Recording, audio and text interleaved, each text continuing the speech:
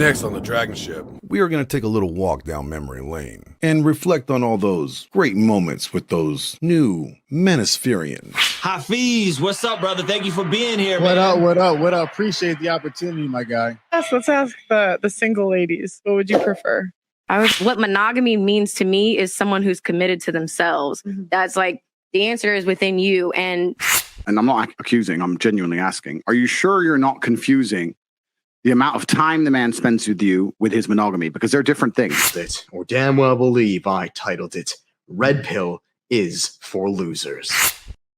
And we are live. What's up, guys? Welcome to the Fresh Air Podcast. We're here, Brandon Carter, a.k.a. King Keto. Man, got a good episode planned for you guys. Welcome to episode one. Episode one. 3 times last week. We had a question that we asked there, and I really love this whole thing because it kind of sets up the whole point of this show, right? Ridiculous, aren't? But people say that all the time. Well, what if you stop a crackhead? She got pregnant. Well, I would make that decision not to do that. And what did you learn from Mr. Beast? How to run a brothel. A lot of people don't know that about him, but okay, that's his side hustle. Into sluts, loves like Mr. Dick and Balls says, "Hey, Jack." See, it's what she does. She does this. Like she reads it like that's normal. Like it's not even. She's not even saying, "I'm not gonna skip the name." She just goes, "Mr. Dick and Balls said." Could you please clear up the cuck article you wrote? I am not going to talk about this. Okay. And basically, you know what? Fuck you. For bringing this up right here and right now. Why are you doing this to me? I didn't know that. I didn't know what it was. Well, just use a little bit of fucking common sense. Sorry, apologies. Yeah. Fuck you. Elizabeth. Heartfelt. Now, we do hope Mr. Lumbercuck had a better year. At least we hope Mr. Lumbercuck finished the year off better, that is. Anyways, but do you guys think that was it? Do you think that's all we were going to do? You don't think we were going to talk about ourselves? Oh, here we go. They don't get the airplay because it's not as sensational, you see. And especially in our feminist primary social order, testosterone is associated with males. And we'll get into this later. It's males. Is that what it is? No, I actually have a chart here. If you want to look at what it is at different ages for fun, guys, let's take a look. Yeah, I thought 800 was the high end. You can feel pretty normal up to. I think, let me go back to that for a second. I think that's actually true. And if men were doing it, all right, 100% of men were doing it, we would be able to protect women's virtue, but that's not going to happen. Another trend, another somewhat ridiculous trend that somebody's putting out there to, I don't know, to negotiate real desire. You just really can't negotiate that. She either wants to be with you or she doesn't. You either want to be with her or you don't. It's inevitable, bro. I mean, it's coming. It doesn't matter one way or another, that you are the sum of all your choices. And so when you see women like this that have this kind of attitude, man, steer clear, because let me tell you something. It's the juice is definitely, and I'm going to coin Rollo Tomasi right here. The juice is definitely not worth the squeeze. I'll tell you something, man. That this affected me. I think this scripture right here affected me more than any other things I learned when I went to church my whole life, bro. I'm going to preface this. Like, okay, so this is in the Garden of Eden, all right? So Adam and Eve just ate the fruit that they weren't supposed to eat, and God found them, and then they're wearing fig leaves, and, he's now rendering his punishment upon both Adam and Eve. Okay. And right now he just finished talking to Adam. So now he's addressing Eve. Genesis 3:16 in the New Living Translation. Then he said to the woman, I will sharpen the pain of your pregnancy, and in the pain you will give birth. You will desire to control your husband, but he will rule over you. God, dude. Wow, that was a lot. And you know what? I'm still trying to recover from learning that Eve is the reason why we have feminism. Dumb bitch. But anyways, make sure that you join us this Saturday while we go through the top moments of 2022. Only on the DragonShip. 10:30 a.m. Pacific Standard Time. 1:30 Eastern.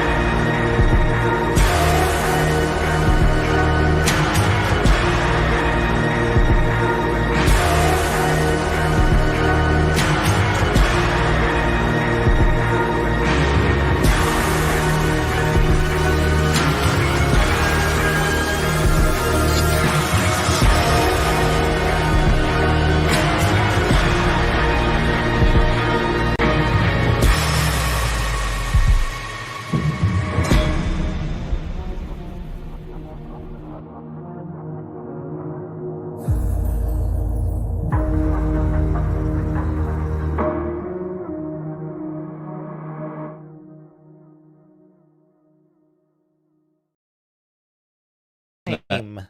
You're a guy on the internet who doesn't have much experience with women. So what you do is you start consuming content from people who seem like they do. And or maybe also they consuming content that feeds your fears. Precisely. But what are the sort of stories that are sufficiently newsworthy to break through onto the internet?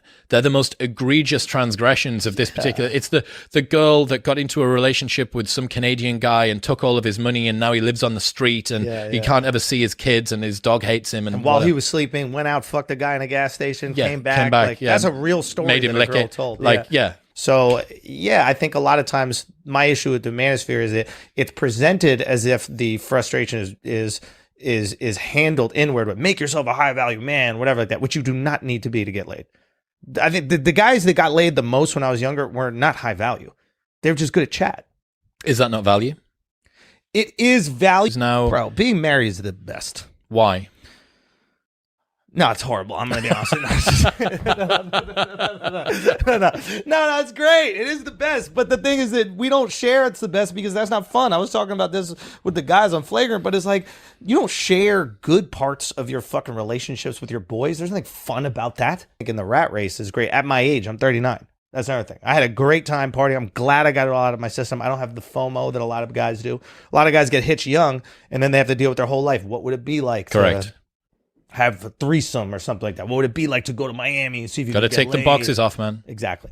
One of my boys was big into pickup artistry about 10 years ago, and I remember him speaking to me, and he was saying, "It's like, dude, you're really fucking like committed to this pickup shit. Like, you really, really are. Like, where's it coming from?" Yeah. He says, "Yeah, my future wife better be thankful for this." I'm like, you're gonna have to explain why your future wife should be thankful that you're running through half of this city at the age of 23. Got it out the system. And he said, I don't want to walk down the street with my wife and my 2 kids and my dog and look at a Brazilian chick and think, I wonder what it's like to fuck a Brazilian chick. Yeah. Like, if you have a prenup, you don't have a relationship. You have a prenup? No. You have a girlfriend. If you have a prenup. You have a girlfriend. You're not building something. You have an escape hatch. You know what I'm saying? You have a girlfriend that you created a loop that you could get out of to call her your wife for her, but it's your girlfriend because you could break up whenever you want and everything's okay. A real relationship, the way that like marriage was designed is we are in this shit and we got to fight through this and we got to work on this and develop this fucking love. And I think you do that without the, what is it called? The parachute. Now, I've been married a year. I could come back in 5 years. Like, I was a fucking idiot, Chris. What the hell was I talking about? You know? Yeah. Speaking of Tate. Yeah. Tate versus Jake Paul. Yeah. What do you think happens? I don't know. Are they actually going to fight? They had a face-off. I think if they don't, it is, even for somebody that has as many resources as both of those guys do, they're dropping the bag big time if they don't do it. Surely. I mean, there's got to be, name me a bigger fight that could happen that would draw more normal public attention than Jake Paul fighting Andrew Tate. Bigger fight, Jake Paul versus Canelo Alvarez. Mm-hmm. That would be bigger. Mm-hmm. I think in order for the fight to be big, Jake needs to be the heel. That's the fucking interesting question. Yeah. That's the interesting question. Yeah. What sort of fucking world have we got ourselves into where Jake Paul's the hero? He's the face. In a fucking face down. Yeah. Like only if you find like a guy from the depths of like the fucking ninth circle and drag him out, and here's Andrew Tate as the fucking bad guy. Yeah. You are such a smart woman, and this is the nuance of it. Yeah. You're 100% right. First of all, we must internalize the flatulation of the matter by transmitting the effervescence of the Indonesian proximity in order to further segregate the crux of my venereal infection. Now, if I may retain my liquids here for one moment, I'd like to continue the redundance of my quote-unquote intestinal tract, see, because to preclude on the issue of world domination would only circumvent, circumcise the revelation that reflects the aphrodisiac symptoms which now perpetrates the Jericho's activation. You're oblivious to this, how it works. You're not being serious. Yeah. Let's stop playing this game. This is why it's not a game. This is why the red pill people, you guys are acting dumb. You know what you're doing. You know you're doing this for the views and the clicks and the likes. Stop playing these games. That biggest 305, 305, 305. Come on, stop it, please. is. You can trick the people in there. You're not I'm tricking not. me. I'm not tricking anybody. If Why you- do you keep like accusing me of things? Yeah. Okay, so hookup culture, where do you think, I want to get to this because I don't, what do you think we disagree on some I components? don't. Maybe just like the details. I don't know. Okay. I don't think that we So necessarily. my disagree. take on it is this, because that whoever that was in the chat was wrong. I am trying to tell women don't do this because at least to men it's a little bit different. I don't talk about it from the perspective of emotional trauma. I don't know that men experience emotional trauma from sleeping with people that they don't love, but I do talk about it as it being a sinkhole where then it becomes like, oh, people they get upset because I didn't.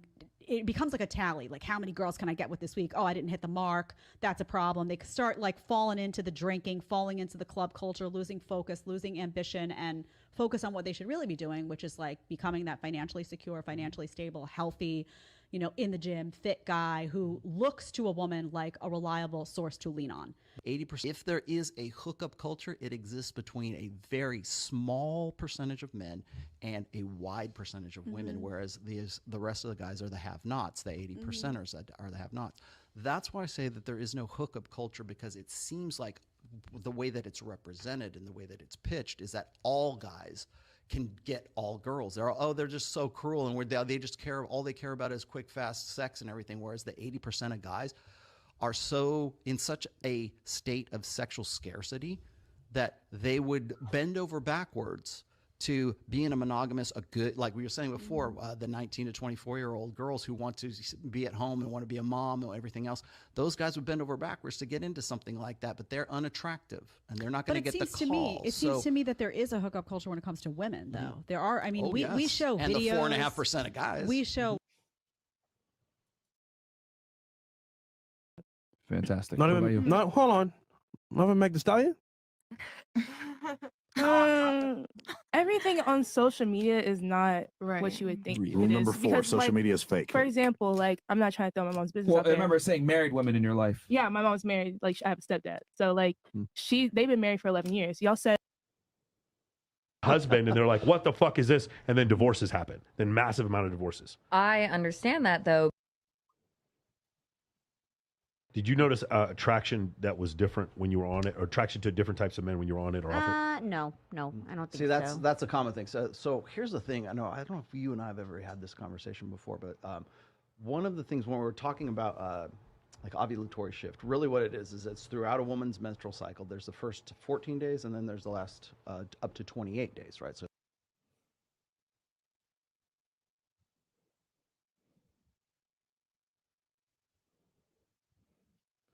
And here we go, gentlemen.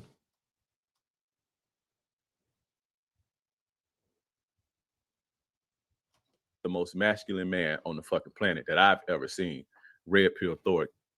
No, not this one. Welcome to the DragonShip, gentlemen.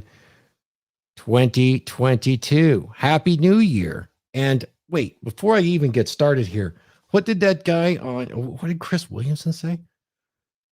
Why, when you're married, you'd see the Brazilian chick walking down the street and you'd wonder what it'd be like to F her. And if you did it right, you never would. We men, ain't we? We're men. What do men think about? Let's find out. And let's find out about 2022 in review, the rise of the new ManoSpherians, and the purple hue of the new red pill. Let's bring up our panel right now. Mark Daniels. Hey, how you doing? Glenn, Randall, and let's bring, when Phil Foster gets back, we'll bring him on. Fantastic. Happy New Year, guys. How are you doing? Likewise. Great. Happy New Year. Ah, thank you, man. A little bit of a different intro today, huh, Glenn? We really wanted to set the stage today, and I think that was fantastic. Look what happened in 2022. Oh, we're getting some background noise from somebody. Let's take a look. Looks like Glenn froze. So let's go ahead and do some muting here. Okay. Let's see what we got.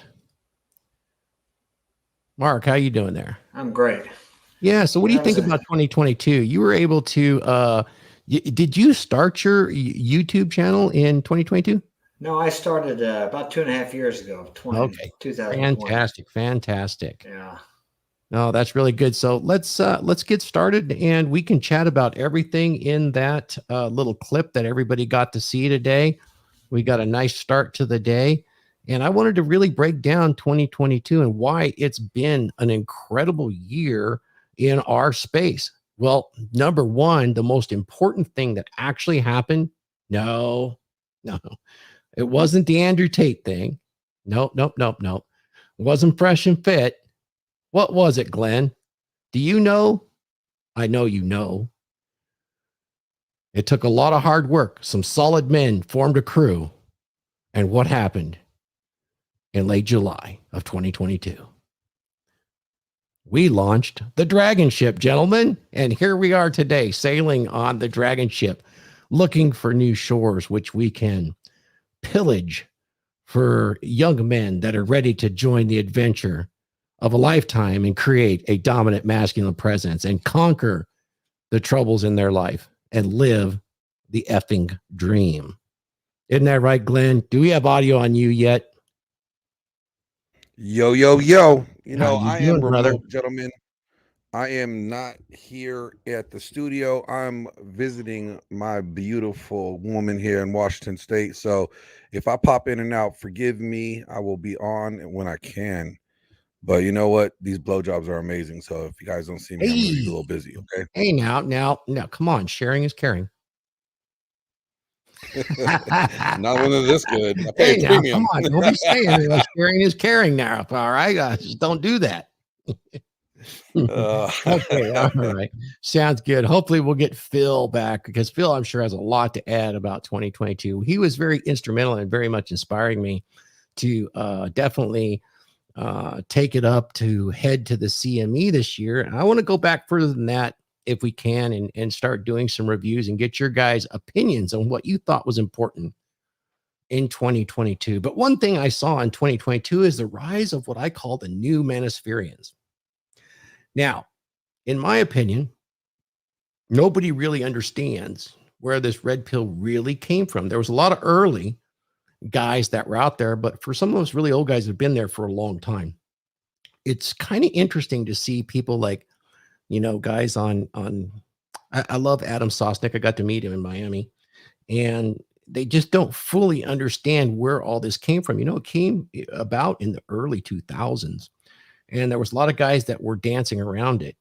And really there were 4, maybe 5, really 6, let's say, really, really prominent men that were all talking in and around this pickup culture.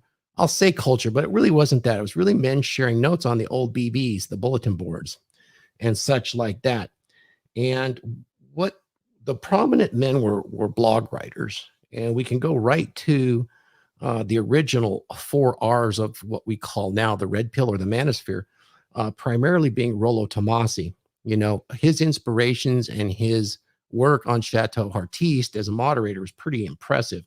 And then, of course, there was Ryan Stone, a relatively young guy compared to me, but he was very prolific as a writer on the Married Red Pill. There's some other guys out there in addition to him that were kind of influential on the Red Pill, the Married Red Pill, on the Reddits. But Ryan's definitely one of the 4, and then you got to take a look at Roosh. What Roosh was able to accomplish out of the PUA things with his books was pretty damn amazing. Now, you can say that he kind of ran his ship or his cigarette boat right into the rocks at full stream, into the Jesus pill. I think there was some things missing in his life, and with he was one of the first to get canceled off Amazon. They banned his books, and it was really based around a show he did with Dr. Oz, where he was really attacked and set up, and unfortunately he fell right into that bear trap. I think it really did affect him, and he wasn't able to really adjust that, which is unfortunate. His writings about conversations and being able to converse openly with people was some of the best writings out there. That's extremely practical. His books on talking to people, I know it's a bad title. It was called Day Bang. Super amazing. He really tapped into what old people do when they can talk to anybody and tell stories. You ever hear an old man game? They can talk to a rock, right? he really defined that, and he put down the techniques on how to accomplish that, which really opens the door for someone to be social if they've never been social before. And with practice, you get really good. And then there was, of course, Rossi, who disappeared from the internet. And then you had on the periphery with the religious side of the red pill, you had Dalrock. Of course, I think, Glenn, you're familiar with Dalrock now. He's no longer writing. I think his site is archived, but really important. This is really where it came from. I'm sure I've left some folks out. There was Blue Pill Professor. There was, Apple K, things like that were really prominent. And then, of course, I'd be remiss if I didn't mention Pook. I don't know if anybody's heard of Pook, but there was a book written called The Book of Pook, probably one of the first. It was before The Rational Male. And it's written written in pieces in a strange way. Like, as if anybody read Aesop's Fables, it's like this old Greek philosopher talking to a young, impressionable young man trying to learn the ins and the outs of life and the meaning of life and the meaning of relationships with women and how it works and all of that sort of thing. And so that's a really fascinating read, right there at the cusp. And then just as those guys were getting hot and heavy in the late 2000s, you had like a prominent comedian like Patrice O'Neill, which I talked about with MLD John today. Patrice O'Neill kind of gave the comedic voice to many of these truths in such a way, and it was so shocking that he rose to stardom very, very quickly and was very base and laughed at. But the truth, even though it's harsh and it's bitter, is sometimes best accepted with humor. And so that's kind of where this whole space has come, and it's become popular in the last 2 years with the rise of Fresh and Fit and the entertainment value. But this year, we got the launch of Just Pearly Things. We got Jedediah Bila showing us how she has gone from a feminist conservative all over into a red pill acceptance, because the truth is the truth, gentlemen. And, if she has any masculine man in her life that listens to this information, she'll be able to bounce this off of him and gain a logical understanding that her emotions could never grab because of her conditioning, her studies in academia, which is very against masculinity and has been for many, many, many years, Anyway, one of the things I wanted to get into is the rise of like Pearly Things and Hafiz. Oh man, Hafiz. What can I say about that? He just reminds me of Oswald Bates from MTV, that can droll on and on with such extreme confidence in his ignorance that he can't even pronounce the names of the citations that he uses. Last night, he was going on and on about Dr. David Buss being a evolutionary biologist, which he's not. He's an evolutionary psychologist, which just, exacerbates his position when he's trying to, he doesn't really debate. He just tries to forcefully put his ideas out there for the real purpose. Don't get me started on the Hafiz. We're going to go there. I'm just kind of getting this all set up. So I'm just kind of going over the 2022. And here we are last night with Hafiz and Pearl again. And then the rise of Andrew Tate, the need and the vacuum that was created by this destruction of masculinity in just the last 5 or 6 years has gone into hyperdrive with cancellations, with the media attack, with movies and entertainment attacking all masculinity and rising this insane feminine adoption of masculinity through movies, Miss Marvel, all those sort of things, that these men are yearning, being even sexless to the point that it's past 30% for men 30 and below, making a lot of thirsty guys. So obviously Andrew Tate is going to be talking to these combat age young men that are sex starved and just telling them the truth, for which no one in their lives had. So amazingly, this red pill has become very talked about. And I think in the future, the media is really going to paint us old guard as the bad guys.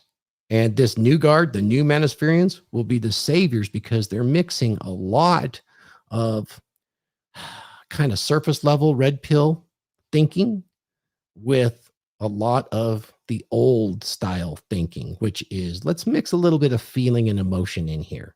You notice a lot of them come out and says it feels dangerous, it feels this, and that's from people that claim to be in this space, such as, or at least putting their toe in, such as Chris Williamson, which irritates me because I know that it's popularity scraping for the purpose of getting everybody excited, talking how bad and dangerous red pill stuff is. And then of course, Andrew Schultz, the comedian we just heard, bless his heart, he's a funny guy, but he knows nothing.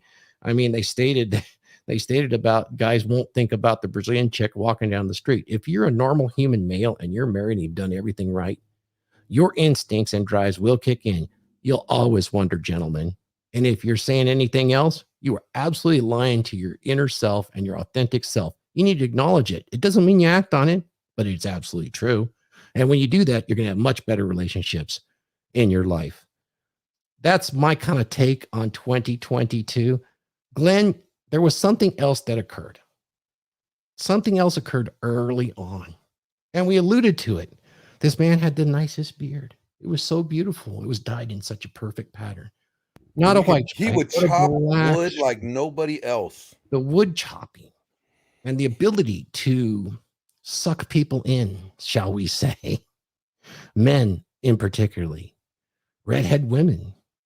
And then the ability to go on national TV and speak at all these things. The man definitely had some talent. But talk about some crash and burn. Let's talk about Jack Murphy as an event. Let me explain this. Let me talk about this now. With Jack Murphy did good for this space to a degree. Like, this man was really on some great talking points. He was speaking facts. The problem is that when he got exposed for the things that he did in his private life, he tried to deny, deflect, and just ignore those things. And you know what you do behind closed doors is your own business. All right.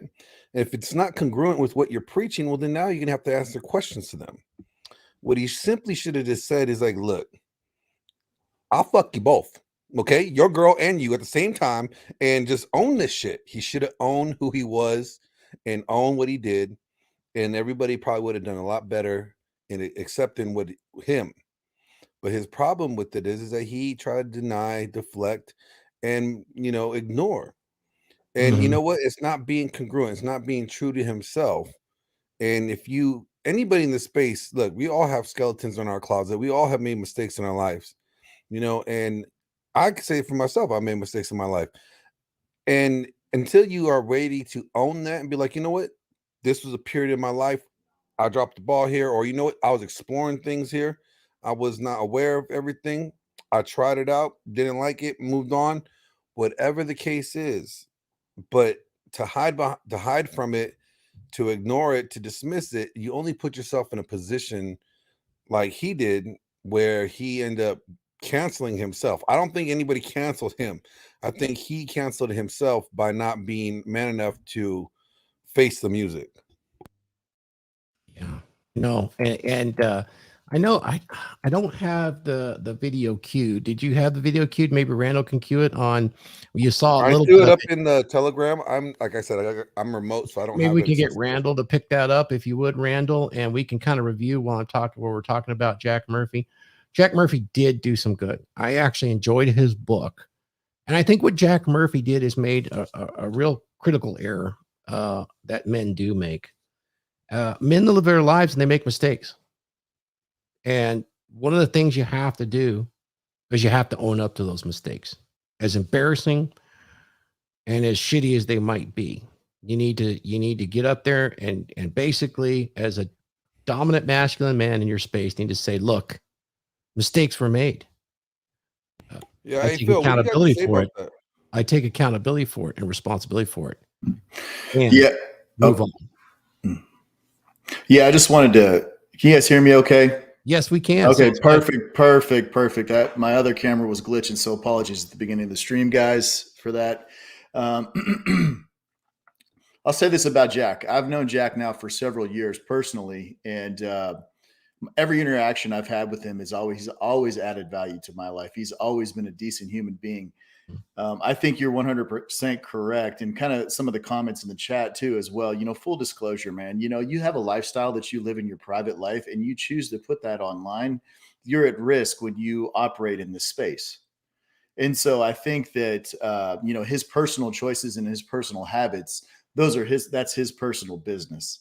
I don't necessarily kind of like what Glenn was saying. I'll fuck you both.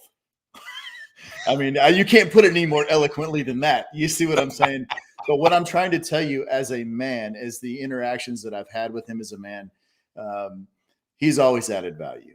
His book was solid. I think that it's unfortunate. And there's a lot of things that precipitated that whole thing. I mean, obviously with 21Con, and we don't do hit pieces on this channel, right? But the gentleman that runs 21Con, obviously has a lot of people working around him or for him and feeding him a lot of information. And a lot of that stuff, was dug up by those individuals as a smear campaign on Jack. Now, once again, Jack's personal life is his personal life. And that's a good lesson for all of us here on this stream is, if you have something, always remember this. If the dirt comes out in the wash, I do not care how deep the dirt goes, it comes out. When you run it through the washing machine, it comes out. And that's the lesson behind this situation is once you become a public figure, and obviously we're going to talk about other public figures as we move through this stream. I think that Jack's inability to maintain a level of anonymity in his personal life and it crossed over into his public life is the fundamental issue here. Yes. And so, if that's what floats your boat, that's what floats your boat. I mean, I'm not going to fault someone for, being gay. I'm not going to fault someone for being lesbian. I'm not going to fault someone for being heterosexual. That's their personal business. It's the information inside those people that's what matters to me. I am 100% on board with you. I actually really, really enjoyed and admired and respected his book and many of the things that he had to say and was kind of hoping for his rise to be quite successful because it opened doors for all of us. I will say that. He seemed like he'd be a fantastic guy to get to know. Here's what I wanted to kind of get out of that without disparaging him really is the lesson in the fact that this was such a large event that shook the manosphere because he actually had a lot of traction in the manosphere. And, to realize that when we go online and we start to broadcast, me, you, Phil, Glenn, Mark, everybody, that a lot of our personal lives could be made public. And I realize this. That's why when you see me as RP Thor, Thor is my real name. I don't hide behind a pseudonym because ultimately it could be used against you.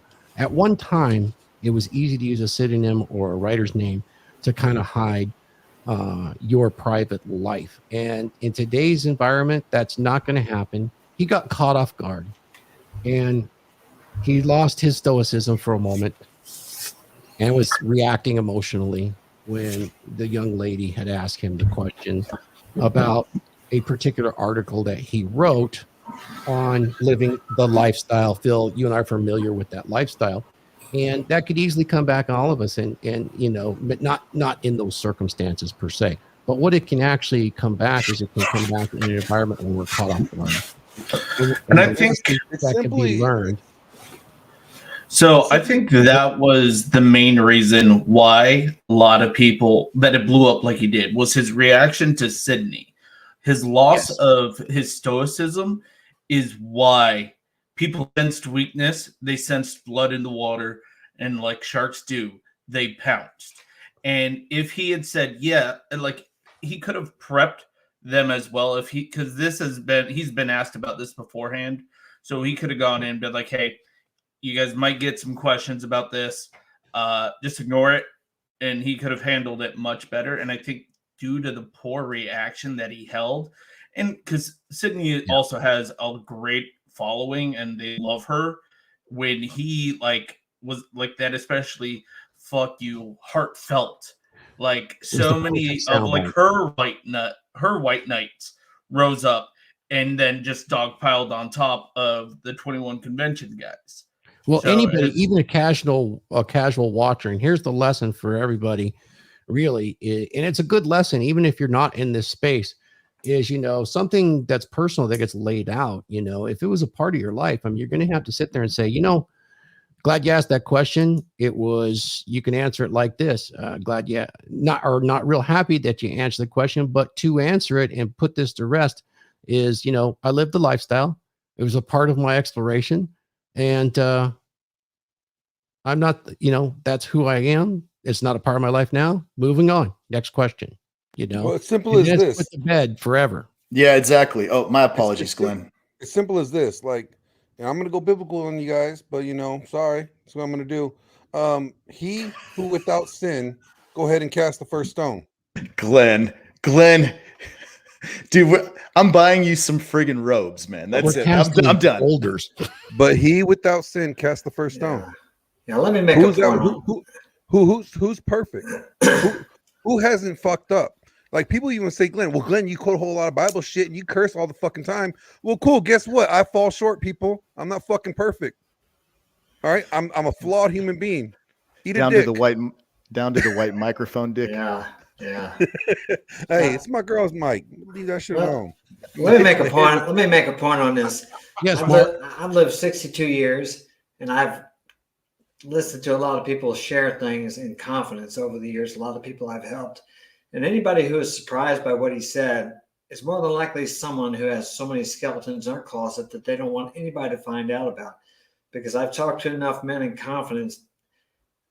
People do so many things that I guess the general public might be amazed by, but we've been doing things like that for thousands of years. He didn't do anything and has been done thousands of times before he's done it. Probably a lot of people that condemned him or criticized him for it have done it, have thought about doing it, have fantasized about doing it, but they don't want to accept that about themselves. And like you guys said, if he would have just owned it, which is very difficult when you're in a situation like that and it just pops on you, you know you're in front of a lot of people. So, you know, he became fearful is probably what it was. And maybe he didn't handle it as well as he could have. But then again, we're all human. We're not going to be Mr. Perfect Stoic all the time. So his mistake, I don't think, was so much that he lived a certain lifestyle, was just the fact that he was caught off guard and he acted somewhat emotionally, which I'm sure we could all say has happened to us sometime in the past too. Yeah, you're right. I mean, again, like, what they try to do is, like, they try to throw everything that he actually ever written and everything that any good that he did in the trash with one mistake.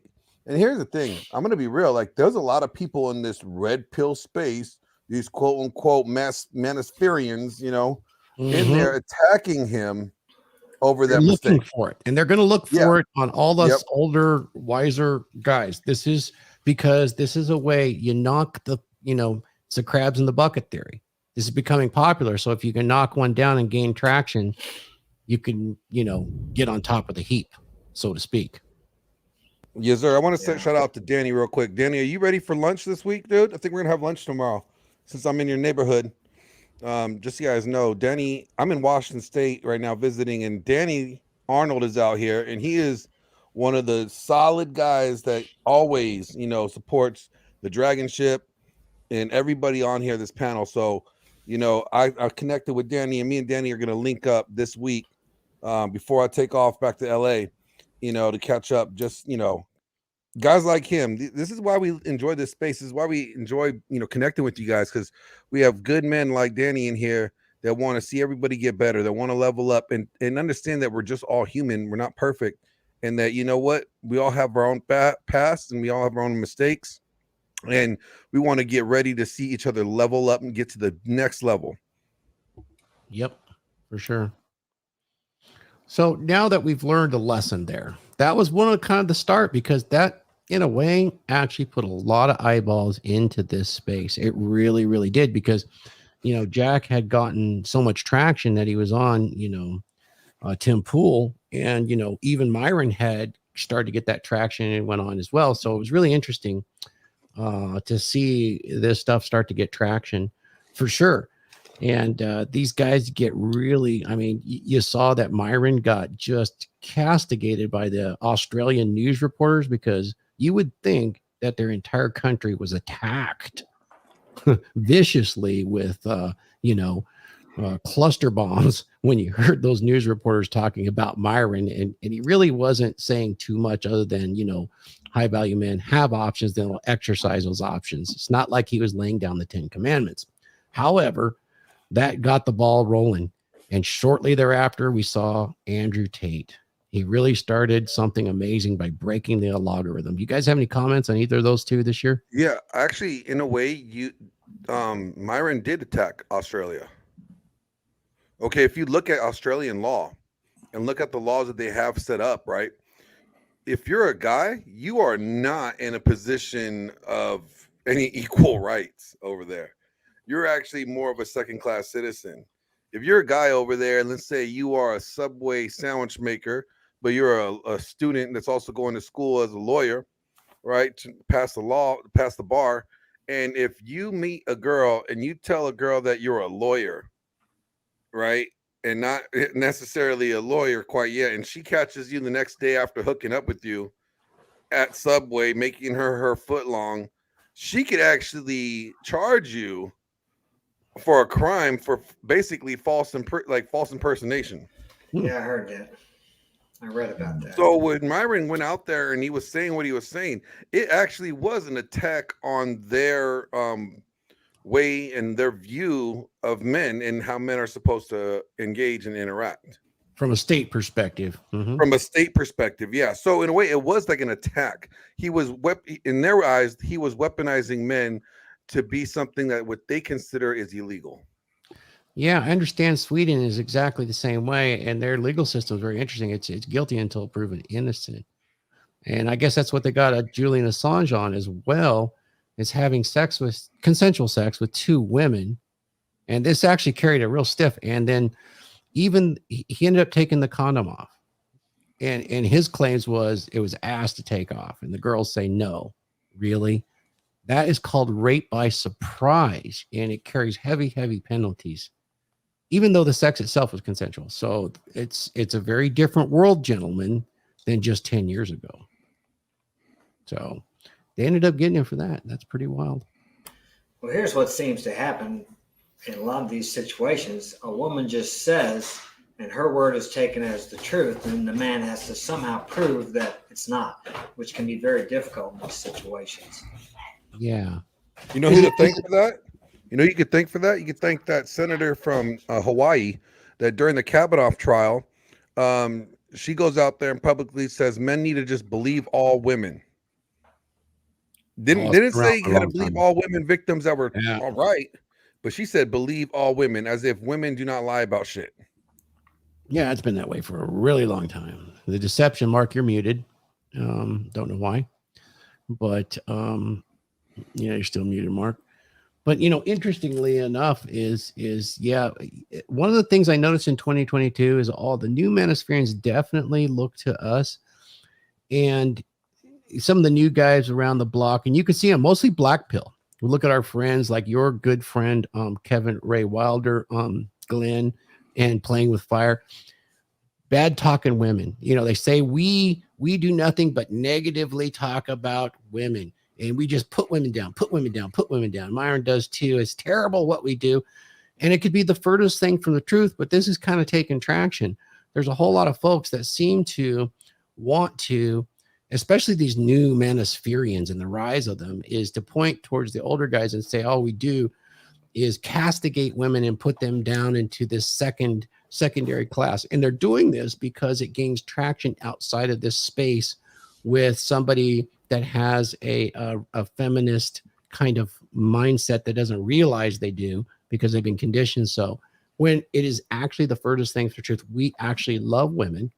We love that their nature is exactly as it is because it really opens up a world of possibilities to live the dream. As a red-pilled man that understands this, it can't even be described properly in words when you understand the emotional nature of women and how they actually do mate selecting. This is actually ignored by most of these new ManoSpherians. And you know why? Because they haven't lived the pain of trying to put together relationships, smash these relationships. They just look at the manual and say, oh, they haven't actually put it into proper use. They haven't put it into action or experience.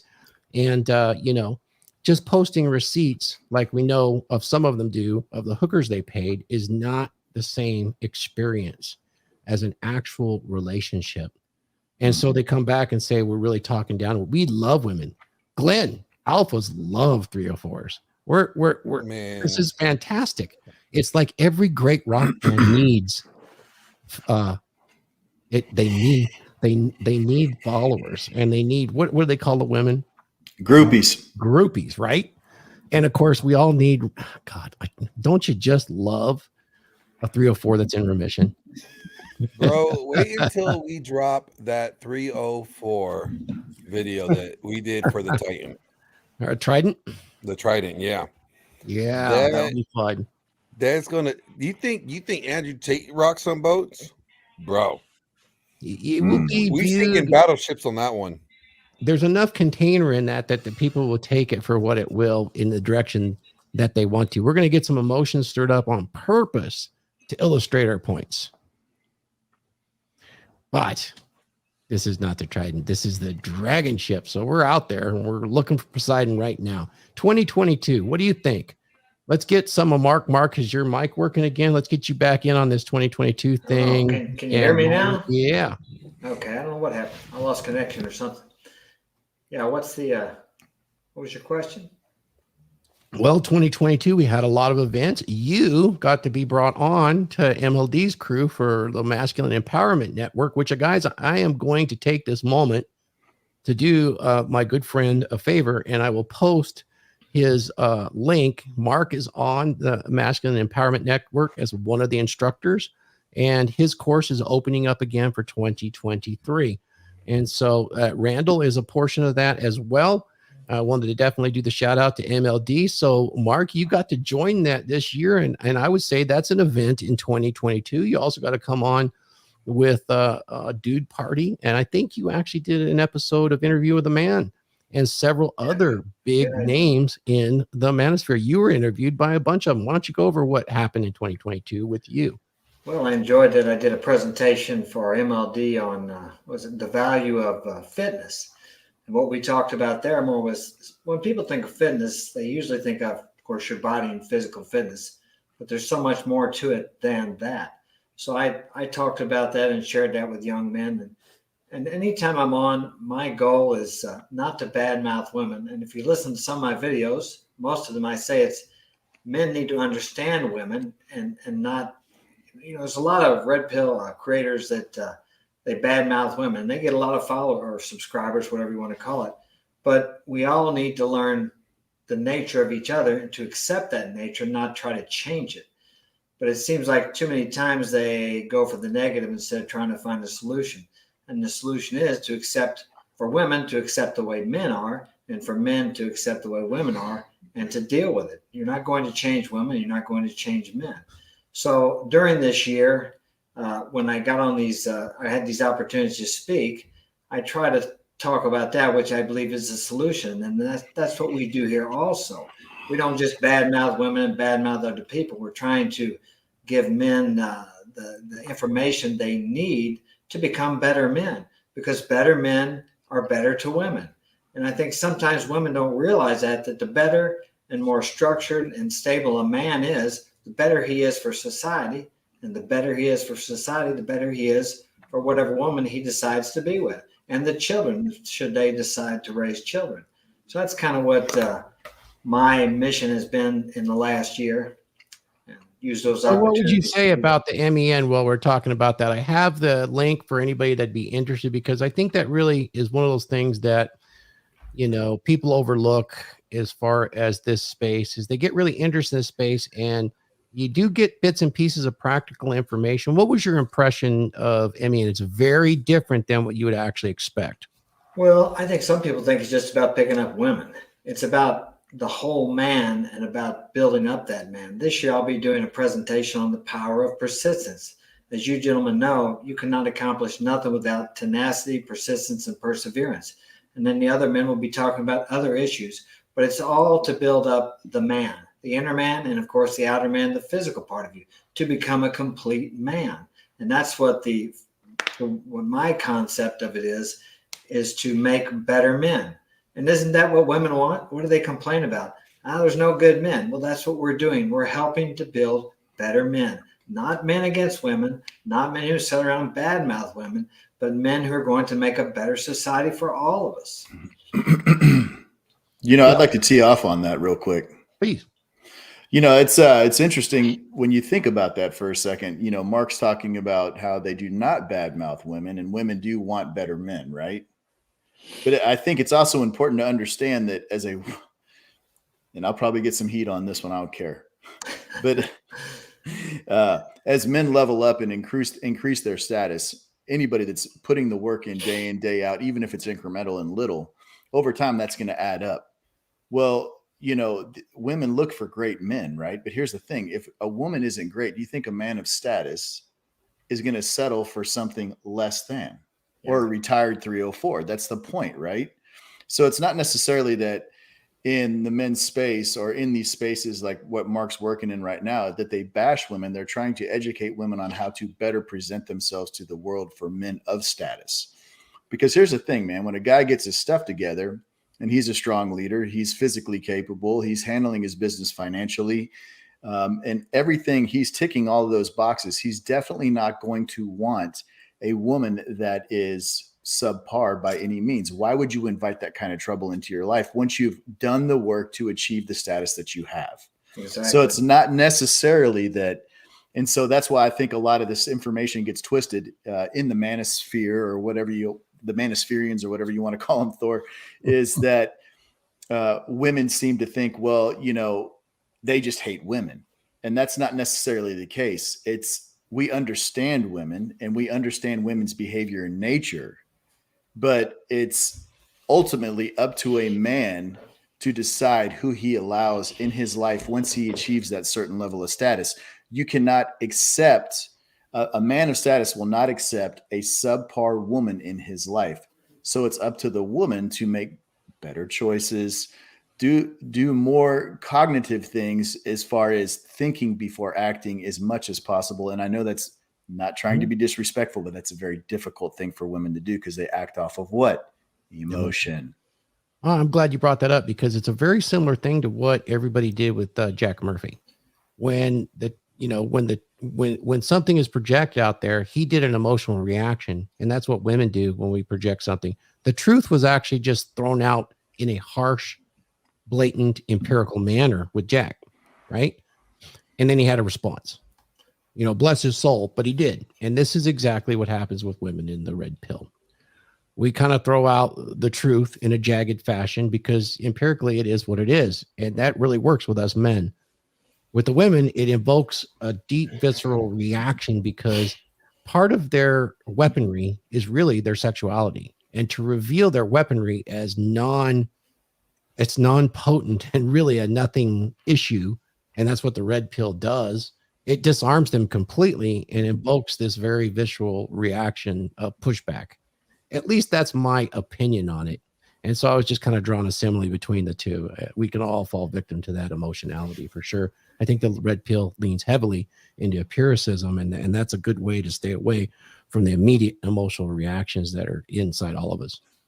Yeah, I think that's a great point Phil made because we're not bad-mouthing women. We are advising men what types of women may not be good for you in your future. It's the same as myself here. I have a daughter who dates, and I have sons who date. I make the guy that comes here to take my daughter out, we meet him. I shake his hand. I talk to him. I look him in the eye. I don't want her dating a guy the same way. She's a girl, a young woman. I don't want her dating a man or a young man who is a loser, for lack of a better way to say it. So it's not just, we advise men. And of course, we want men to look for a good woman. And we have the ideas from statistics and from history to what makes the kind of woman that will be good for a healthy relationship, something that will propel him. As they say, she will be a sail instead of an anchor. So it's very important. We can't just blindly deny the fact that some women are not going to be as good for men as others. Just like some young men that come here to take out my daughter are not going to be good for my daughter. And we should use our wisdom, what we've learned, to help those who are just moving up the path. Yeah, Can I 100. say something here? Oh, can I say something here, you guys? You know what? We are doing something that is very similar to the modern day church, and where we're failing women in this space. And I'm going to say this, and you guys may, you know what? I might get a whole lot of flack from a lot of RP creators, and that's fine. But what the church has done for years is that it's only preached to men what men should be like. It only preached to men how men are supposed to behave and how men are supposed to be good.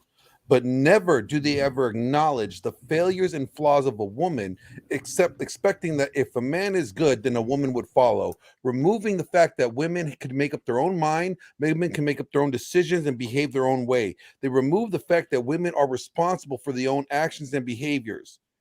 Okay. And what we got to start doing is not necessarily attacking women, but we need to start telling women what a quality woman is, how quality woman moves, and how quality woman should behave in order to be considered a quality woman in the eyes of a very general and very across the board principle. We understand what men are supposed to be doing, but we don't necessarily explain to women how women are supposed to be doing. So where women are learning what it takes to be a good woman.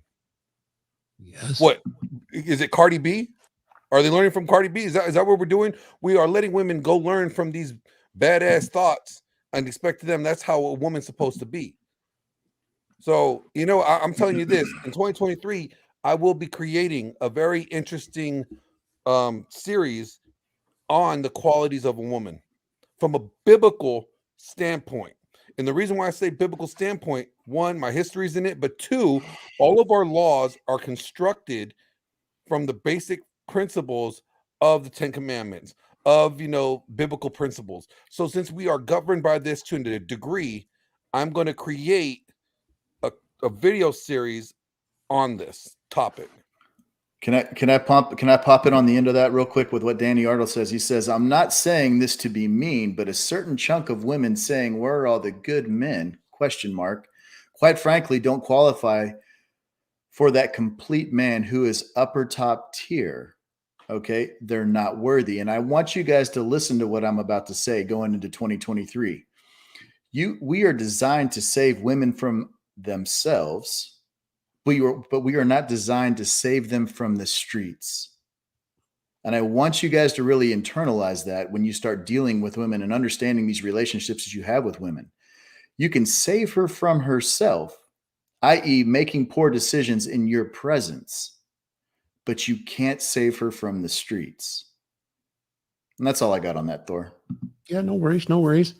Let's take a little bit of a shift, and we'll go to another shocking event, and then we'll jump into some of the new ones that Glenn will want to talk about.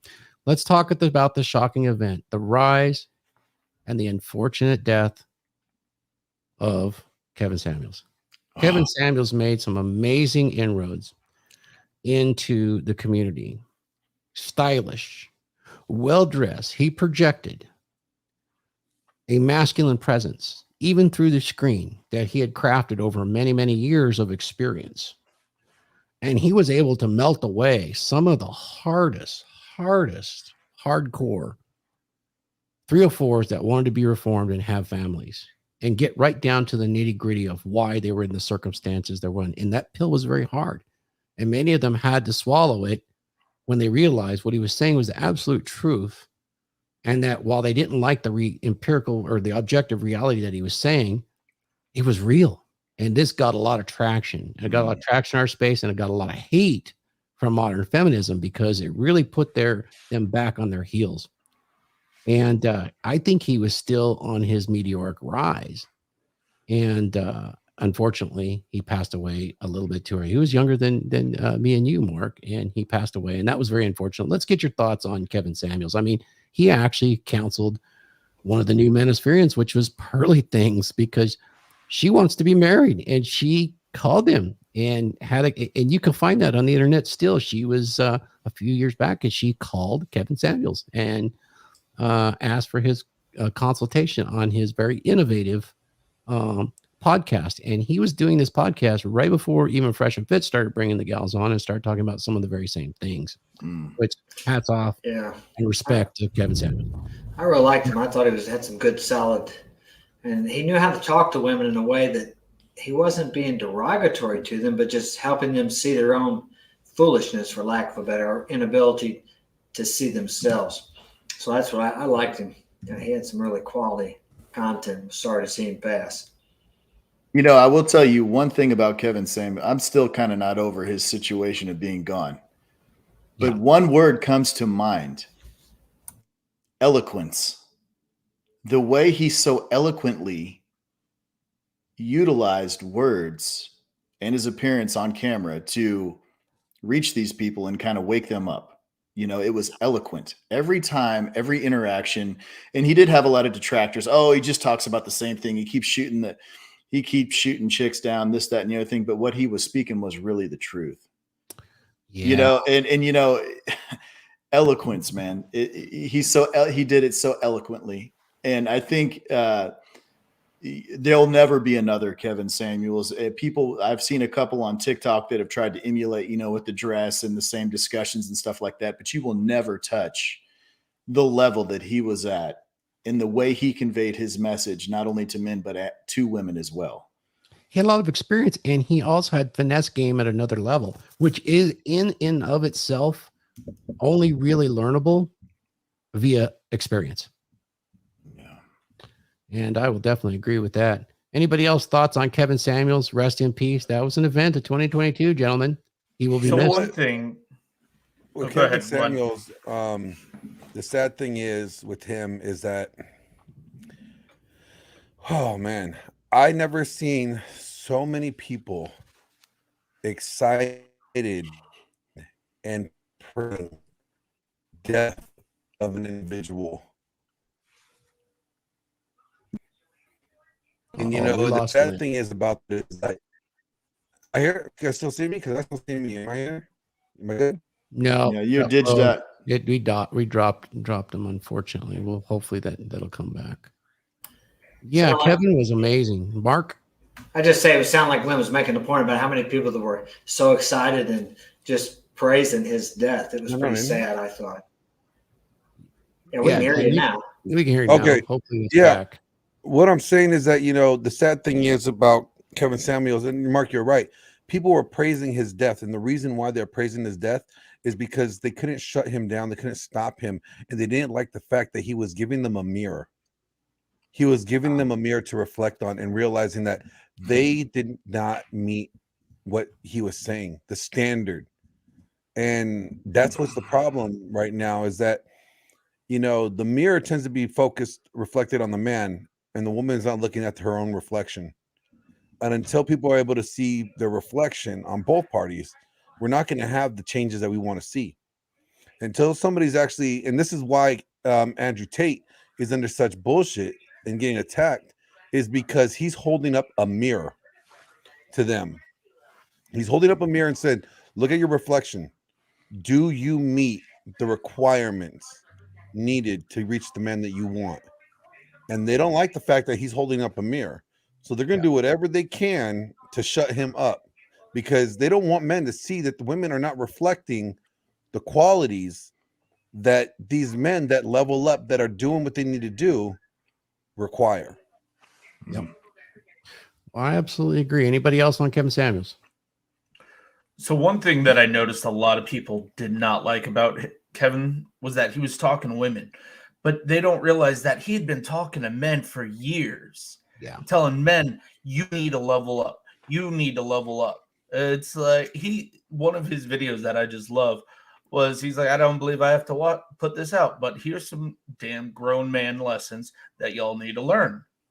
And he spent time not just talking to women, like that's what really got big for him. But by talking to women, he was also helping men. And that's the thing is, even though he was talking with women, telling women they need to improve, he was still a man's champ. He was still there for the improvement and the betterment of men. And it's the shade thrown at him by other content creators because he was then talking with women. Just it never made no sense to me.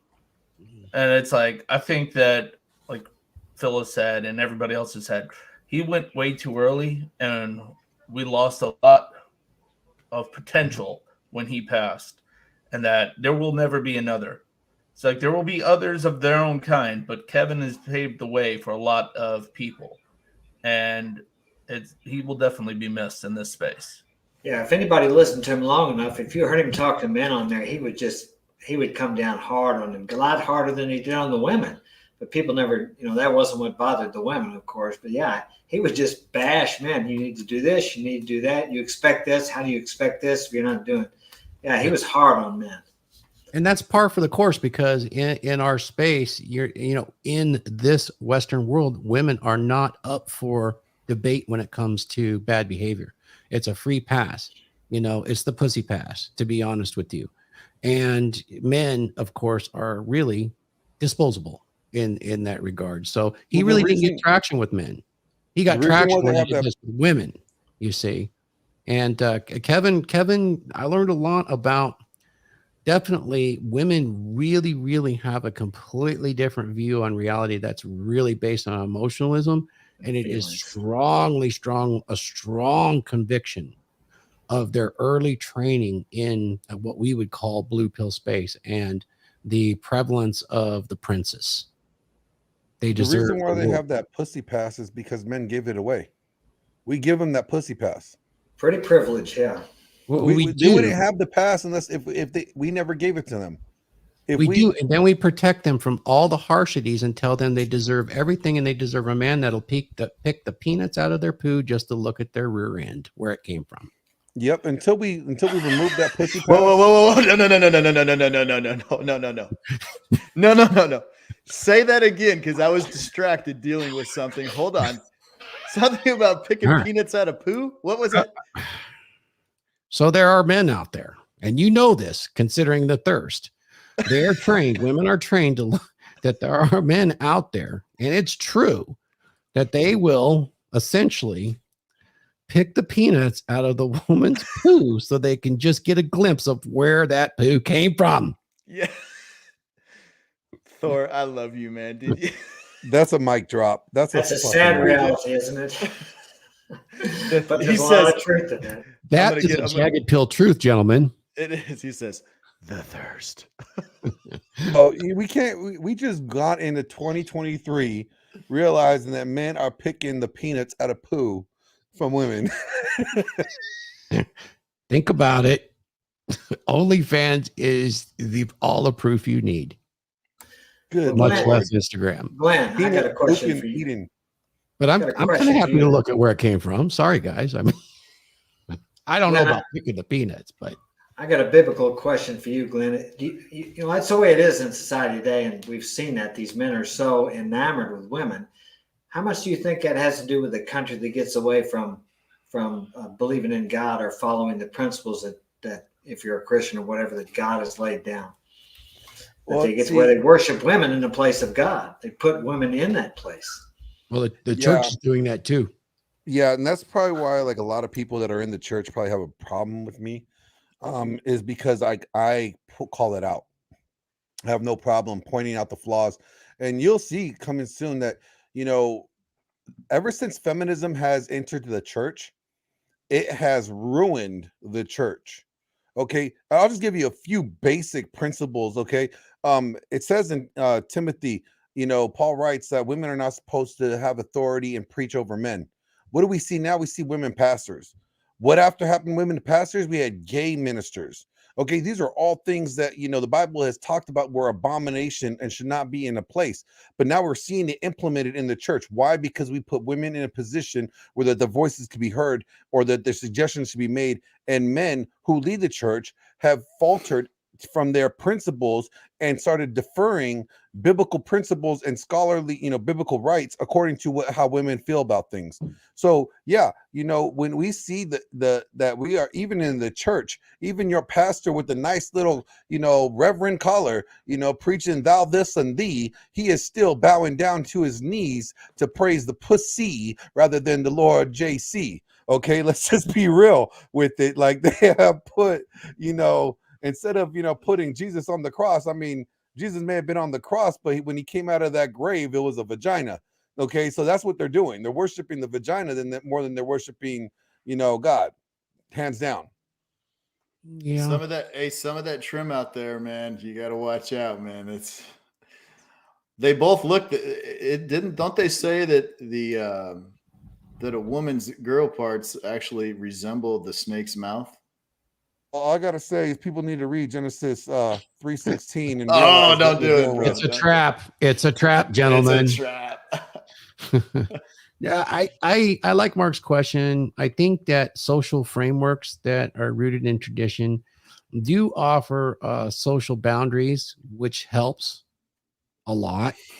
But I don't think it's exclusively their territory, as expressed by what Glenn's going through with the church, where really there's idolatry going on for the feminine, and that's a big deal, and it's outside the church. It's larger than the church, and it's been going on since the 60s, really. It's an amazing thing. So there you go. Let's move along to our very next subject of 2022, which is kind of what I was talking about earlier, the new ManoSpherians, which is kind of the purple hue of the red pill. One of your favorites, Mr. D. Hammond, out there with the self-improvement guys that come on and they really just want to bash the red pill. Glenn, you're very familiar with this. One of your favorites is out there. Of course, so is the black pill, the white pill. It's kind of these offshoots where they want to do the popularity scraping, and really they're kind of trolls. They are trolls. And I think that most of them are not sincere. They actually just want to gain some sort of traction and popularity from basically arguing to be right and not having any foundation. Glenn, you've delved into this. We seem to see this with a lot of guys that are kind of on the religious side, with Ruslan and Hafiz. Really no experience whatsoever, a very limited experience with women, that basically get selected as a beta provider, and now they know it all, and they have the secret within their hands. They get very vicious and holier than thou. What are your thoughts on this? Because this is really kind of that purple hue that enters our space, where they scrape all of the clips off and then kind of point their fingers at us as, look at them, they need to do what I say. Run your channel. These are the This is purple really people good about eaters. this. He likes to point out and say, you shouldn't be telling everybody what's wrong or what's right. You shouldn't even be saying what's going on with behavior. Just pointing out behavior is bad. You need to be giving men the tools. And that's a cop-out bullshit thing. That's just pointing at himself. What do you think? These are the purple people eaters, okay? Let's just call them what they are. They're the one eye, one horn, giant purple people eaters in this space that are, masquerading around as, the better than, the holier than thou, the I know the way, I have the truth and the life. They're just like, okay, you guys ever understood the Messiah complex? You guys know what that means? All right, so if you guys don't know what the Messiah complex is basically in every religion, in multiple religions, there's always been someone that was the Messiah complex, the one that knows the truth, is going to lead the way, that's going to have the answers to your problems if you just follow their fucking terminology and their wording. That's them. And these guys are taking sound bites and clips, and they're using the most triggering things to speak against men on, and to try to and No, it Glenn. is like the biggest way of Okay. Well, we'll come back to Glenn in a moment. Unfortunately, he is remote. He is out deep behind enemy lines in the deepest of blue pill states, performing recon right now for the DragonShip. And when he is able to reconnect to command headquarters, we will bring Glenn right back in. Okay. Jeez. Yeah, I think he's right, though. I mean, these guys definitely, the purple people eaters, definitely really like this point and sputter, Phil. I see a lot of pointing and sputtering. And one of the things I want to, next week we'll do the prediction. I think that with the arrest of Andrew Tate and Tristan Tate, I think that there is really going to be a backlash. There always is in our space. And these guys have really broken the logarithm, and they brought a lot of attention, and this caused a huge emotional reaction. A huge emotional reaction. So, there's a lot of money going on, exchanging hands in very corrupt places. This is going to cause a lot of these purple pill or so-called new ManoSpherians to really point the finger at the likes of that are sufficiently newsworthy to break through onto the internet. They're the most egregious transgressions of this particular. Somebody clicked on the wrong thing, so let's go back. But this is one of the blue pill grifters right here. It really is. He's really castigating with Andrew about the red pill and how they in this particular episode. I didn't have it here, but they actually talk about, Phil, that what we do is dangerous. Now, I'll talk about this more next week, but our beloved YouTube is actually going to talk about new policies for monetized channels. And speaking of which, RP Thor is now monetized. You guys can support us with super chats and with memberships over on RP Thor, which goes right back into this content. But then the part of the new terms of agreement is that they've called out, if you support content that can be viewed as offensive to protected classes, you could be terminated after 3 warnings, or a warning and 2 strikes. So that's a real tightening of information. And there's also new restrictions on speech as far as cursing and what is viewed as cursing. I'll break it down with you guys later, but I just got notice being a freshly monetized channel. That's very, very telling with what's coming up. And that happens on January 23rd. But, back to what's going on with Andrew Tate. This is just setting the stage for all of the crosshairs to focus on men like us. And it won't just happen here. It's going to happen in the workplace, gentlemen. This will be the new diversity, inclusion, and equity challenge that's out there. Is if you think like this, you will not be allowed to say it in any forum. What are your thoughts? Was it? Yeah, well, let's talk about diversity in that new bill they just passed, right? Wasn't there like something like 500 million or something crazy put into like diversity in the workplace? Yes. I'm just spitballing from the sidelines. I don't know the exact figure, but I know it was massive. I think that, 2 things, these guys right here that are saying the message that we bring is bad, is incorrect. And, they are definitely a new crop. That's why I put up grifters are going to grift. The new crop will try to grift the noobs to the space. It doesn't matter. It's the same trick. The problem is that the new guys in this situation, in this space, are going to bite onto that stuff. In the beginning of our stream, we had that clip that Glenn so eloquently put together. And that guy was talking about if you had a prenup, then you just have a girlfriend. That's incorrect. It's a lie. You're still married. Yeah, he was only married a year so far. Yeah. Here's the deal, man. Let me tell you something. And Glenn and I have been going back and forth on this, man. Marriage is a friggin' contract. There's all different kinds of marriages, but let me tell you something real quick. If you have status, if you have worked your tail off, why not protect it?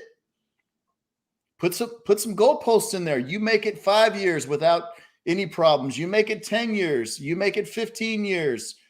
By that time, she's a part of your life 100%. A lot of those contracts and those prenups can fall off in your marriage. But see, information like that is definitely incorrect. It's devastating because the reality is if you protect yourself and you are your own mental point of origin, Phil, you're actually that man to be desired and that man to climb on board with to go on his journey. That's right. If you don't do that and you don't do it, it's not a hard thing to do. It's something you believe in and you wanted to get on board with it because it sets a level stage. And I will say this, having been married for 30 years, you must always have in your mind a level of detachment in which you could pull an escape plan. And this is a hard thing for people to understand and say, Thor, you don't have any emotions. I do. I feel them all. I choose when to feel them and when to process them. And part of this is taking responsibility for my actions as a man. and taking 100%. accountability, which Boom. means I must be able to support myself and be successful in order to provide for those that I care and love for. That would include the wife that I have, or even if ex-wife, if that comes down to that. And that is more important than putting the state in between. I would definitely, if I have to play in those rules, I am going to use those rules to my advantage straight up. And that doesn't mean that we're in love less. And when he says when Andy said, oh, you don't have a marriage, you have a girlfriend. No, I have a mate that I'm trying to make a covenant with for the rest of my life and protect us. That's right. And that's the thing, right? Is if there's mutual respect there and she's enthusiastic in your life and she's supporting your mission and you're elevating yourself in status, she wins. She is motivated to do the right thing in the relationship with you. She's motivated. Yeah. But see, the problem is, and you guys were talking about this on Rule Zero, you were talking about IQ. Was it like 50% is like subpar IQ? There's just not a lot of men of status in this world anymore. No. And so let me ask you guys this question real quick. Sorry, Phil. Why does it seem that if he's going to say that if you have a prenup, you have a girlfriend? Because a prenup only protects you, and they do not. Women are not required to have a prenup. The state protects women. So how dare you protect yourself? They don't want an even playing field. If the feminists are fighting for equality, then you would expect them to want an equal playing field. But let me tell you something. Feminism is not about equality. Okay, they only want equality in areas that benefit them. They don't talk about the inequalities that they benefit from, like marriage, like family law, like criminal law. Okay, women can get charged for the same damn crimes and get a lesser sentence. We see this all the time with teachers that molest or fuck their little, students, and they get off with probation and house arrest. But if you fuck the 17-year-old girl as a student, you're going to jail and registering as a sex offender. They do not want equality. They want inequality in areas that benefit them, and they want supremacy in areas that they can get. Yeah, supremacy is actually the thing, Glenn, because, when they had lost the Equal Rights Amendment in the late 70s and 80s, they lost that as a push for a constitutional amendment.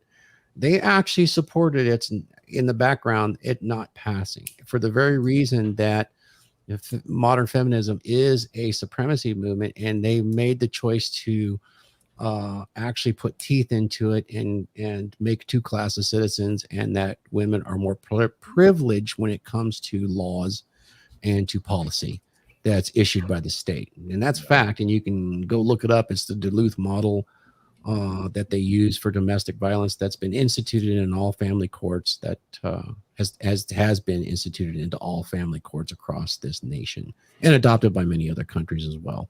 And it's interesting because family courts are definitely not the courts of law you think they are. They're courts of equity. 100%, and they aren't regulated either. No. Other courts, like a civil court, is a court where the preponderance of evidence makes the rules. That is justice. And then, of course, a criminal court in this country is you're innocent until proven guilty by the state. And that is not the same in family court.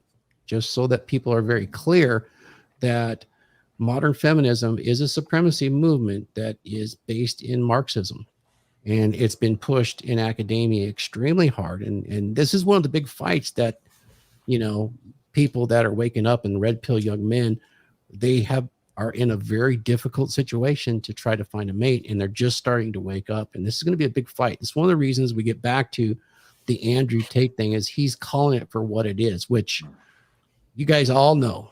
And you, especially Glenn, being the master at arms and a former military man, and those of us that had combat experience, you know what happens to the tip of the spear when you engage in combat. It's broke. Exactly. And unfortunately, the tip of the spear is super important because that's what's going to penetrate the armor, but it does break off.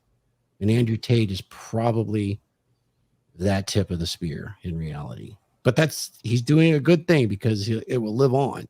And I think that's one of the important messages that comes out in 2022. Yeah, and Andrew Tate will be the martyr. Yeah, he will. In 2023. If The they could Neo shut of him the down, Matrix. Yeah, in my opinion, if they could shut him down and silence him permanently, he would be considered the martyr. That could be a bad thing for them, really. It will be the thing that sets.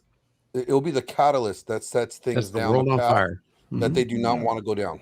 Yeah, Zach and I did a show. It's called the Tuesday Teardown. It's both on Zach Small's channel and mine, and we talked about that this week. And one of the big things is, we were talking about Andrew, and I've done a little bit of research on him. And the thing is, once he was reinstated back on Twitter, once Elon took control of Twitter, that is what propelled him. I mean, I've watched him go from like 50,000 followers. He's over 3 million now. And and this has happened in like the last 5 weeks. Yep. He has exploded. And no matter how much they shut him down, his voice is still being heard. And that's the important thing to understand. And one of the things we were talking about on the Tuesday Teardown was we wanted men to understand that if there was an error, and there's something nefarious in his past, unfortunately, that's coming up, and he deals with that. It doesn't flaw his message. Exactly.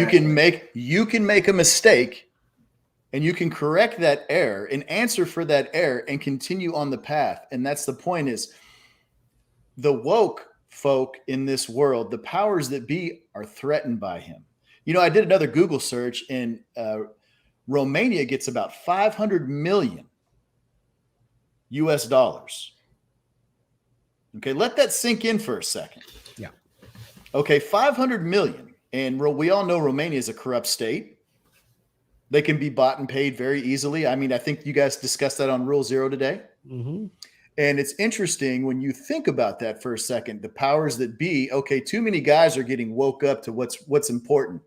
Level yourself up, get your finances straight, get your physicality in line, quit eating garbage, quit vaping, quit being a deadbeat, be a man, lead your tribe, lead your social circle, lead yourself in a better way. And it's almost like the powers that be do not want men to be strong, capable, healthy men. And that validates that. And so what I want men to understand is, no matter which way it goes, there's going to be cheers on one side if he gets handled. There's going to be cheers on the other side if it all goes away and it comes out. The big thing is men, you don't operate out of emotion. You operate out of logic and thought. Sit back and let's see what happens. Okay, don't be discouraged if you've taken something that Tristan and Andrew have told you that you have consumed on social media that's helped you in your life. Don't be disappointed, because those lessons you learned from those gentlemen have improved who you are as a man. It's improved your status. I think the explosiveness of them trying to shut him down is why he has exploded to the level that he's exploded. It's almost like, an above ground swimming pool, and it gets a hole on it, and in the side of it, it's like a little pinhole, right? And you come along and you're like, well, I can't afford a new pool. So you put a piece of duct tape on it. Them trying to silence him is like them putting a piece of duct tape on an above ground pool. It just is not going to happen. Now, I think enough men, especially young men, are starting to wake up, and they're recognizing, man, I'm fat, I'm weak, I'm sloppy, I have nothing in my life, and they're starting to square themselves away. And I think that as that happens, it destabilizes the current narrative of the powers that be, because they once again want men to be hooked up to carts. They want men weak. They want men fat. They want men distracted and comfortable. They don't want men consuming red pill information. And that's why you have this whole crop, to circle back, Thor, on these purple pill guys that we had in the beginning of the stream. You have these guys popping up because they're like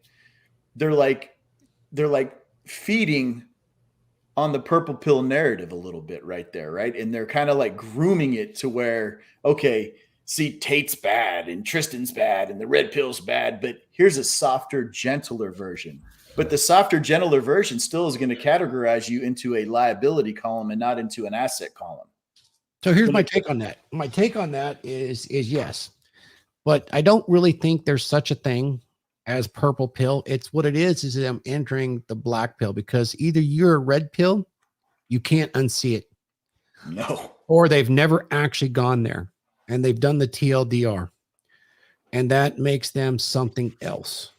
The new ManoSpherians, right? Because once new ManoSpherians. Once we see the actual red pill, you can't go back. Now you can get bitter and black starts to invade that red pill and you get what's the purple is, and then it eventually turns black. And we see what those guys do with it. They're very embittered.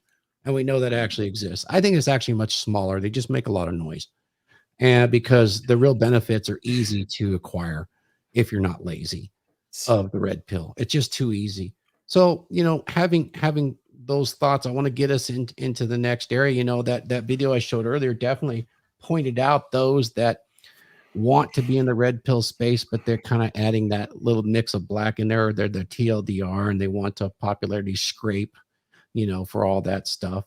It's interesting that at the end, I actually showed the old guard, and the old guard, what Rollo has done with Mike Sartain is hopeful for the future. And I wanted to point that out. That happened in 2022. He's really looking at upping the game with not only that, but creating a nice solid base for Rule 0. MLD's coming on strong. We also have Fresh and Fit keeping the faith and doing the entertainment thing at a great level. They're going to rank 1 million subscribers. So their reach has gotten very good, and they have expanded into Rumble and other platforms, because I think that this platform that we're on here, we love them to death, but it will probably become more restrictive considering that we will become the bad guy. And that's kind of why I put that. But the old ManoSpherians, the original ManoSpherians, will become the bad guy for the new ManoSpherians. And I want to take a moment and talk about Twitter just for a second.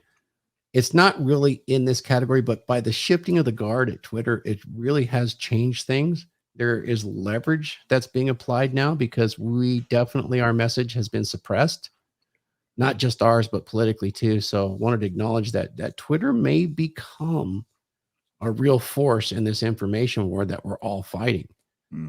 And I also want to spend the last maybe 15 minutes or so here talking about something that just occurred recently, and that was the loss of Alan Roger Curry, extreme pioneer in direct game.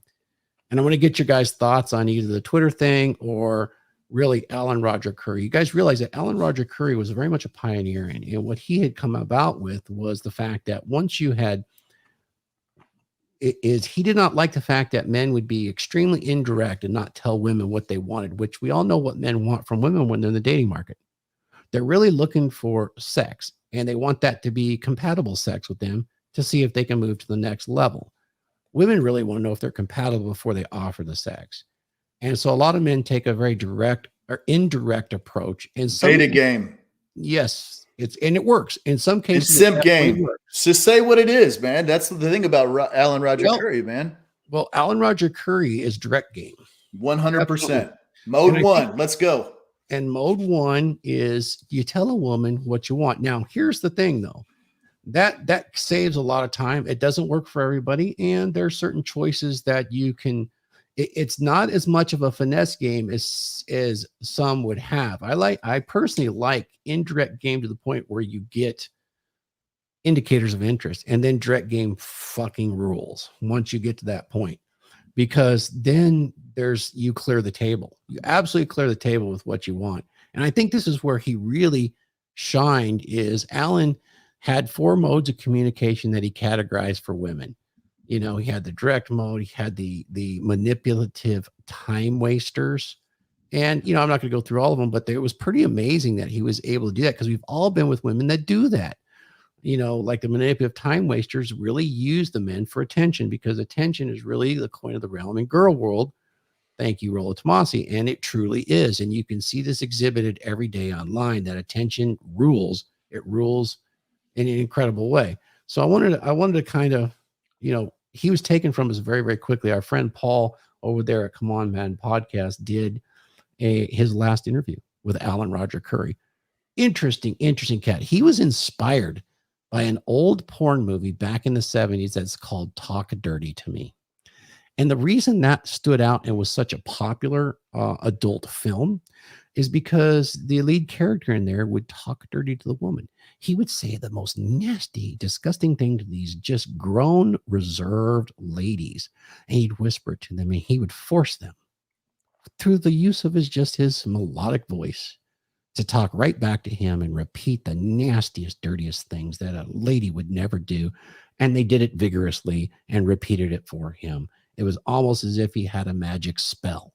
And this guy was inspired to, when a woman would create interest in him, to try it.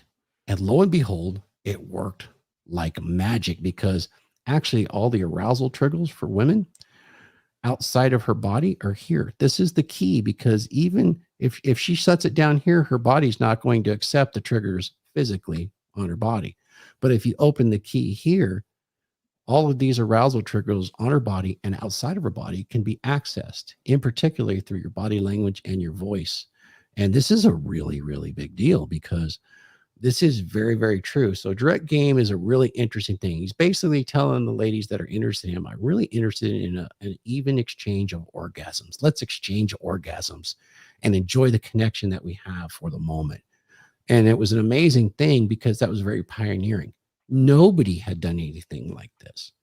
I mean, this is even prevalent before the days of mystery and the pickup.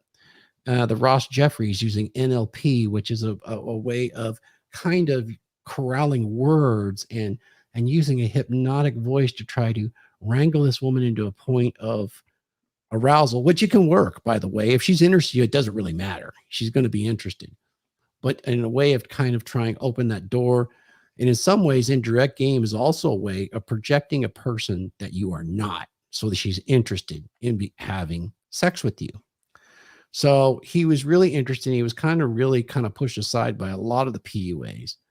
But you have to recognize the pioneering nature of what he put together with direct game. Now, later in life, he definitely lived in the lifestyle, Glenn and Phil. He was a lifestyler for sure. And had a lot of experience in that area. And he ended up marrying a very young woman and having a family, and at least enjoying a child for a moment in time before he passed on so unexpectedly. Him and I were the same age, and it's kind of sad to start seeing, our friends go. I'm sure Mark understands that as you get older, it starts to, bodies start to wear out. But anyways, Alan Roger Currie, rest in peace. Let's get everybody's final thoughts on Alan Roger Currie and direct game. The king of direct game, passing away late in 2022. Yeah, I was surprised. I've read a couple of his books, and I liked his method. Although you really kind of have to know game to be able to use it, because if you're not uncomfortable talking to a woman the way he suggests, you could probably get yourself in trouble nowadays. Oh, you're going to get rejection, yeah, or a charge. And charge. That's the problem. But there is a way to do it, and I've done it before, where you don't necessarily, it's kind of like what you talked about, indirect. You can use sexual undertone without actually saying the words, but he was actually into telling exactly what he wanted to do to them and how they would respond, which you can do that. But I do believe you first have to you can't just walk up to somebody in a market and they haven't looked at you and you just tap them on the shoulder and start saying some of that stuff. That's a good way to get in trouble nowadays. Yeah, Fairley said to him, he didn't actually advocate running up to somebody and just saying it. He did have an approach. And you got to have it inside of you to be able to do that. And you got to be comfortable with it, because if you're uncomfortable with his method, I guarantee you the girl you're talking to is going to be more uncomfortable. Yeah, you're going to come off as a creep. You shoot yourself in the foot, man. Yeah, you got to be on your game to use his method. But I liked it, and I have used that before he ever came around. I just didn't call it mode 1, but that does work. Yeah. If you're a good conversationalist, mode 1's excellent, actually. If you're a good conversationalist with anybody, and you could do that with any woman, it's pretty impressive. It really does something when you're that kind of a conversation, because even if she rejects you and saying she's going to laugh, this or that, you redirect, you use one of the shit test pass, and you're right back there, and you're not really that rejected. It's just, maybe it's for another time. It's an interesting approach that I do very much admire. Yeah. You just have to be aware of her body language and how she first responds to you when you meet her, and then go from there. It really makes a lot of difference. But people, too many times when they approach a woman, they're so worried about what they're going to say, they're not paying attention to how she's responding or what her body language is, how she's reacting to them being in her presence. Yeah. You know, it's interesting. The direct game is primarily what I'm going to be honest, man. That's what I use. It works. And so, like, it's so direct that sometimes, you know, they'll take it away, and Mark's right. You know, you got to have some rapport first, guys. Just don't go and lay this stuff on a chick. You know what I mean? But start it quick and early. You know, after a few exchanges, it's like, it's on. You know what I mean? You need to let her know what you want. And some of the things that I've asked for, I see sometimes in my experiences that when I mess around and do stuff like this, I see exactly how far I can push them. And sometimes I push them enough to where they disappear for a couple of days and they circle back and they're good with it. So even if they disappear on you with that direct game approach, not all is lost. Just stay quiet and wait for them to get back. If they don't get back, then you scared them off.